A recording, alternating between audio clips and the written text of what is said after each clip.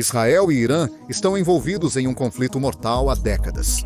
No exterior agora, os ataques de Israel ao Irã estão se expandindo. O Domo de Ferro de Israel interceptou novos ataques do Irã esta noite. A guerra de Israel com o Irã, antes orquestrada nas sombras pelo Mossad e desencadeada nos céus pela Força Aérea Israelense. Israel sabotou o Irã por dentro, sem que o governo iraniano sequer soubesse disso. O Mossad deslocou forças especiais para o Irã, posicionou sistemas bélicos próprios e construiu uma base de drones de ataque próxima a Teherã. Enquanto isso, o Mossad enganou alguns dos principais comandantes militares do Irã para estarem em uma reunião onde seriam alvo e mortos.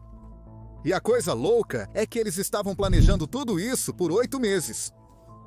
O Mossad está muito à frente dos iranianos, lançando uma das operações de sabotagem mais sofisticadas na guerra moderna. Antes de falarmos sobre os ataques recentes, é importante entender que essa não é a primeira vez.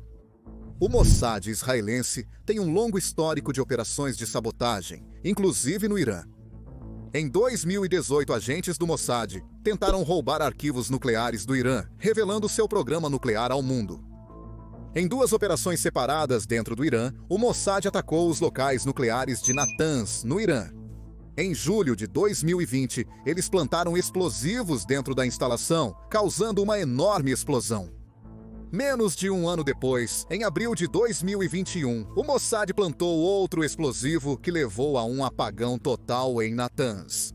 Em junho de 2021, eles miraram e quase destruíram uma instalação que produzia peças para enriquecimento de urânio. Nesse ataque, agentes do Mossad contrabandearam um drone que lançaram de dentro do Irã para atingir a planta. Mas o Mossad também já matou pessoas antes no Irã. Mohsen Fakhrizadeh, principal cientista do programa nuclear iraniano, foi assassinado em novembro de 2020. O Mossad usou uma metralhadora controlada remotamente, com inteligência artificial, instalada em um veículo de aparência abandonada. Não podemos esquecer do ataque ao pager em setembro de 2024.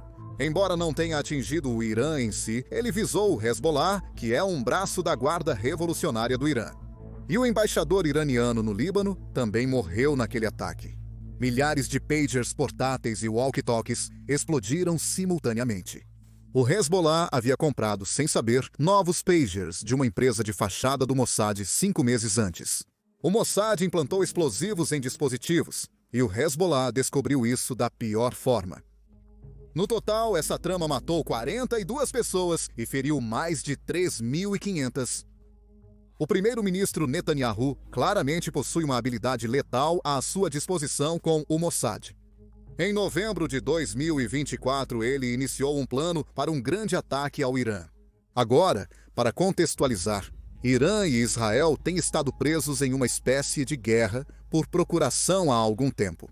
Grupos apoiados pelo Irã, como Hamas, Hezbollah e os Houthis, têm lutado intensamente contra Israel desde a escalada da guerra em Gaza. Em abril de 2024, os conflitos entre Irã e Israel se intensificaram, resultando em ataques mútuos. A situação se repetiu em outubro. Nesses ataques, Israel já usou o Mossad no Irã para obter informações sobre os alvos. E ao contrário dos ataques do Irã, os ataques de Israel foram incrivelmente eficazes. Os ataques de abril e outubro destruíram 4 sistemas de defesa aérea S-300 do Irã. Isso significava que todos os sistemas S-300 fornecidos pela Rússia ao Irã estavam fora de operação e muitos dos radares de defesa aérea do Irã foram destruídos.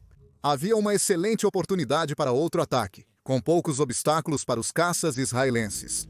Mas o Mossad tinha um plano ainda melhor. E se eles combinassem um ataque aéreo com uma grande sabotagem em terra? Isso tornaria o ataque aéreo ainda mais letal.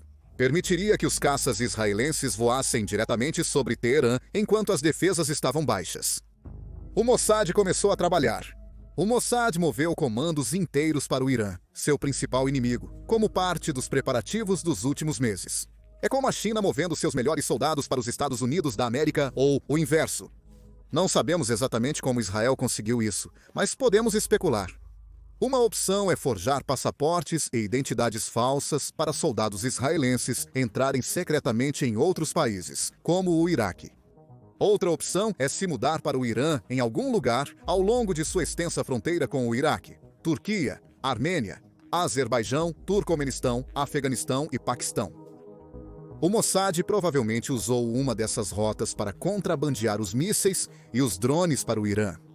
Porém, parte dos preparativos possivelmente ocorreu no Irã. Israel supostamente construiu uma ampla rede no Irã ao longo dos anos, com diversas conexões e recursos. Quero dizer, talvez os soldados que realizam as missões nem sejam cidadãos israelenses, ou pelo menos, não todos eles. Há relatos de que o Mossad está recrutando iranianos contrários ao regime. É provável que o Mossad tenha treinado dissidentes e minorias étnicas para participar dessas operações. Rumores sugerem que Israel possui casas seguras no Irã, onde agentes podem se esconder e se preparar para missões. O mais fascinante sobre o recente ataque é que Israel divulgou um vídeo mostrando como se prepararam para ele. Neste vídeo, você pode ver agentes do Mossad preparando ataques com drones ou outro sistema de armas em um campo aberto no Irã. Isso exige muita coragem, pois se forem pegos, seria o fim para eles. Isso provavelmente ocorreu dias ou semanas antes do ataque. O Mossad realizou essa ação não apenas em um local, mas em todo o país. Relatórios indicam que a operação tinha 3 componentes. Um componente era o campo de drones, localizado perto da base militar de Asfakabad, próximo a Teherã. Outro componente inclui veículos armados, possivelmente drones ou mísseis. Eles provavelmente copiaram isso da Ucrânia, que repetidamente atacou refinarias de petróleo russas e alvos militares usando drones montados em veículos. Um terceiro componente do sabotagem israelense consistiu em armas guiadas de menor escala, espalhadas pelo país perto das defesas aéreas do Irã. Mas a sabotagem de Israel vai muito além de tudo isso. O Mossad também construiu uma ampla rede de espionagem igualmente perigosa. Nos últimos meses, eles têm rastreado os principais cientistas nucleares e oficiais militares do Irã. Com essa vigilância e inteligência, eles conseguem localizar essas pessoas com precisão, até mesmo o exato quarto de um prédio. Relatos indicam que Israel enganou os principais comandantes da Força Aérea Iraniana para realizarem uma reunião, permitindo um ataque de precisão contra eles. A explicação é vaga, mas uma fonte afirmou que realizamos atividades para aprender mais sobre eles e usamos essa informação para influenciar seu comportamento. Parece um dia típico no Mossad, mas a maior decepção nem sequer aconteceu no Irã, supostamente. Relatos indicam que os Estados Unidos da América estão preocupados com os ataques israelenses e não querem que Israel ataque sem sua aprovação. E Trump próprio disse várias vezes que se opunha a um ataque de Israel porque queria continuar as negociações nucleares com o Irã. Na segunda-feira antes do ataque, o primeiro-ministro Netanyahu informou que Trump tentou conter os planos de ataque. E se tudo isso fosse apenas um truque psicológico? E se eles quisessem fazer parecer que Israel não estava atacando para que o Irã não se preparasse? É o que oficiais israelenses dizem agora. O objetivo era convencer o Irã de que o ataque não era iminente, evitando que oficiais iranianos se movessem para locais mais seguros. Trump já afirmou ter conhecimento prévio do ataque. Ele também postou sobre as negociações, dizendo que os iranianos tinham 60 dias e que agora era o dia 61. Em suma, os Estados Unidos da América já não tinham mais esperanças nessas negociações. Isso parece muito suspeito. Como se os Estados Unidos da América não se opusessem a esse ataque específico. Porém, são apenas rumores. Seria o ápice de uma das maiores operações de sabotagem na guerra moderna. Nas últimas semanas, a pressão aumentou sobre o primeiro-ministro Netanyahu para realizar um ataque. O Irã expandia rapidamente seu arsenal de mísseis e se aproximava cada vez mais de produzir uma bomba nuclear. Uma nova instalação subterrânea de enriquecimento, fora do alcance das bombas Bunker Buster dos Estados Unidos da América, estava prestes a ser aberta. Enquanto isso, as negociações nucleares fracassavam. Uma dupla ameaça existencial. A ameaça do Irã se apressar para armar seu urânio enriquecido para fazer bombas atômicas com a intenção específica e declarada de nos destruir.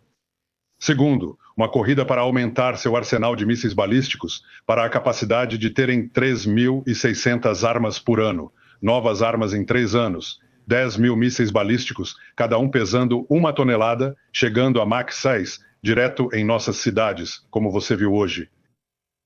E então, em 6 anos, 20.000. Nenhum país pode sustentar isso, especialmente não um do tamanho de Israel. Tivemos que agir, pois era o último momento. nós agimos para nos salvar, mas também, eu acho, para não apenas nos proteger, mas proteger o mundo deste regime incendiário que pretende dar essas armas nucleares aos seus representantes Houthi e outros. Isso é terrorismo nuclear global, ameaçando a todos. Nas primeiras horas de sexta-feira, 13 de junho, Israel lançou a Operação Leão Ascendente e o Mossad estava preparado.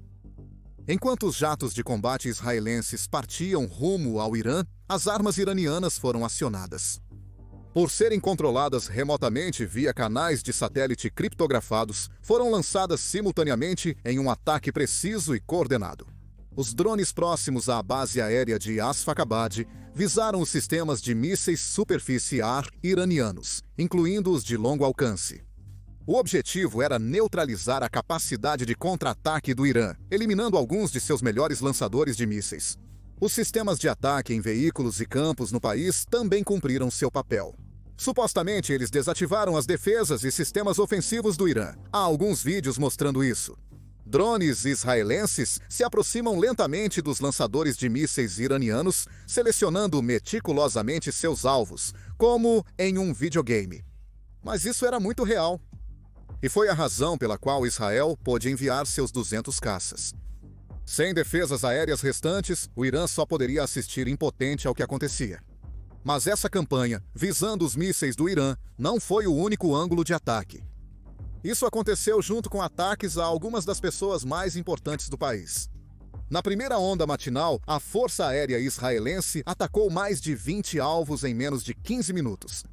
Um desses locais era onde ocorreria a reunião que mencionamos. Os outros locais eram os apartamentos e escritórios das pessoas que eles seguiam há meses.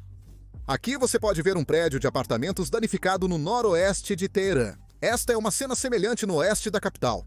E existem muitos outros prédios como este, mas a imagem mais chocante deve ser esta. Mostra como Israel destruiu exatamente o quarto onde um dos alvos deve ter estado. O ponto é que isso não foi apenas o trabalho da Força Aérea Israelense. Também foi o Mossad e os espiões dentro do Irã apontando as localizações.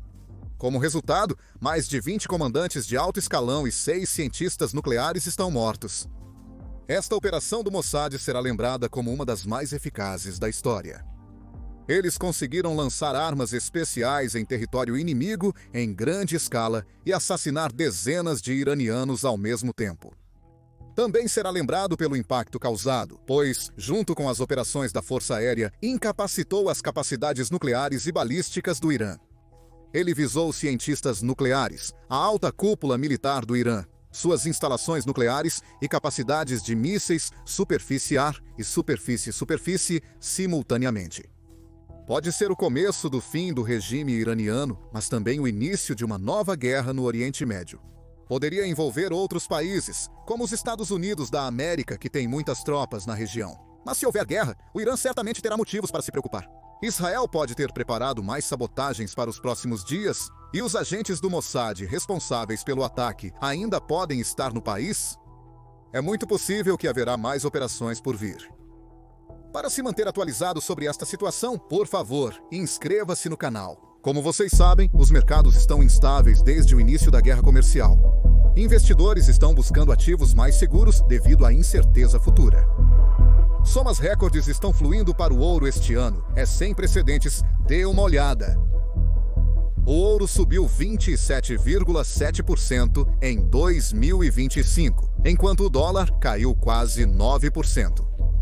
O dólar está sendo negociado no menor valor em 3 anos, mostrando uma tendência impressionante que não me recordo de ter sido tão expressiva.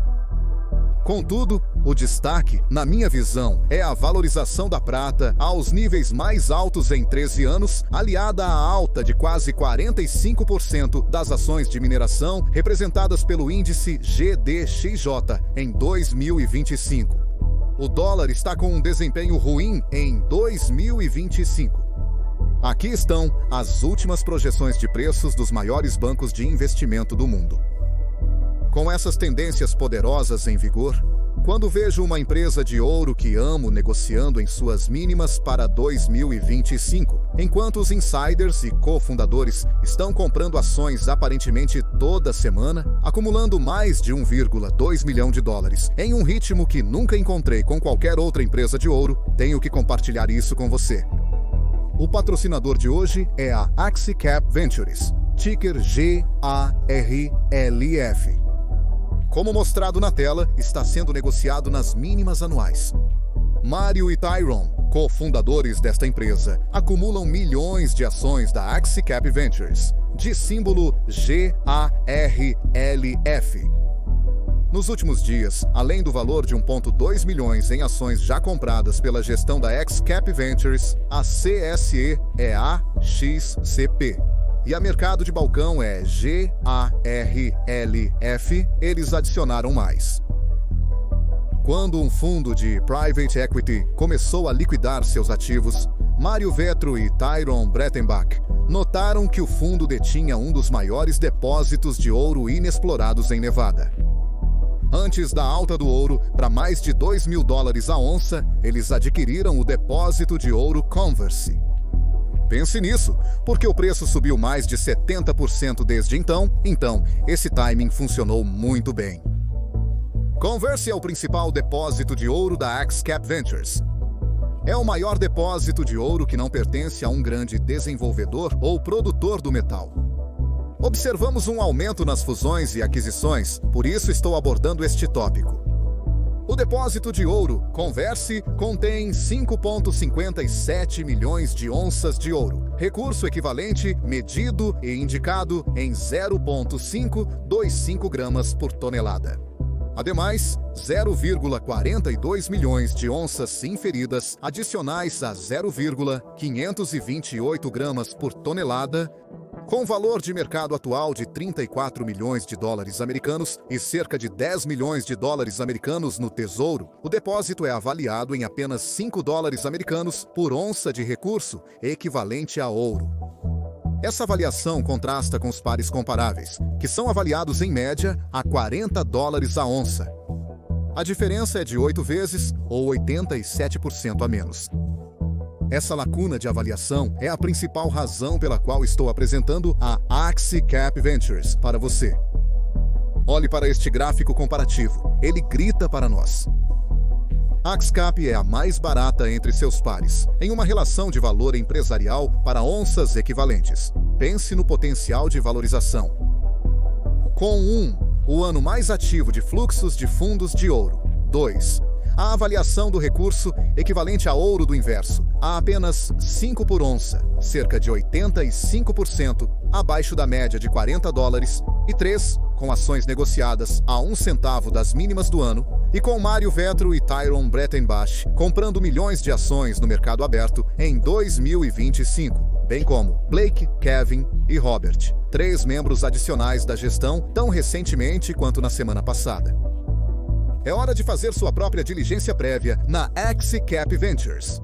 Novamente, mercado de balcão é GARLF e o CSE é AXCP. As minas atuais estão se esgotando mais rapidamente do que a reposição das reservas. É exatamente assim que a AxiCap Ventures foi projetada para aproveitar essas tendências.